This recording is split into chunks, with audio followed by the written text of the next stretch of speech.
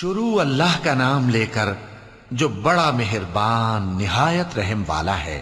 جو لوگ کافر ہیں یعنی اہل کتاب اور مشرک، وہ کفر سے باز رہنے والے نہ تھے یہاں تک کہ ان کے پاس کھلی دلیل آ جائے، یعنی اللہ کا ایک پیغمبر جو پاک اوراق پڑھ کر سناتا ہے جن میں مستحکم آیتیں لکھی ہوئی ہیں، اور اہل کتاب جو فرقوں میں بٹے ہیں تو دلیل واضح کے آنے کے بعد ہی بٹے ہیں، حالانکہ ان کو حکم تو یہی ہوا تھا کہ اللہ کی عبادت کریں، اطاعت کو اسی کے لیے خالص کرتے ہوئے یکسو ہو کر، اور نماز قائم کریں اور زکوٰۃ دیں، اور یہی مضبوط اصولوں والا دین ہے۔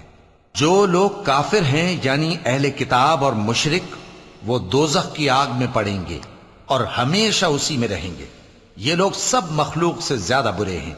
بے شک جو لوگ ایمان لائے اور نیک عمل کرتے رہے وہ تمام خلقت سے بہتر ہیں۔ ان کا صلہ ان کے پروردگار کے ہاں ہمیشہ رہنے کے باغ ہیں جن کے نیچے نہریں بہ رہی ہیں، ہمیشہ ہمیشہ ان میں رہیں گے۔ اللہ ان سے خوش اور وہ اس سے خوش۔ یہ صلہ اس کے لیے ہے جو اپنے پروردگار سے ڈرتا ہے۔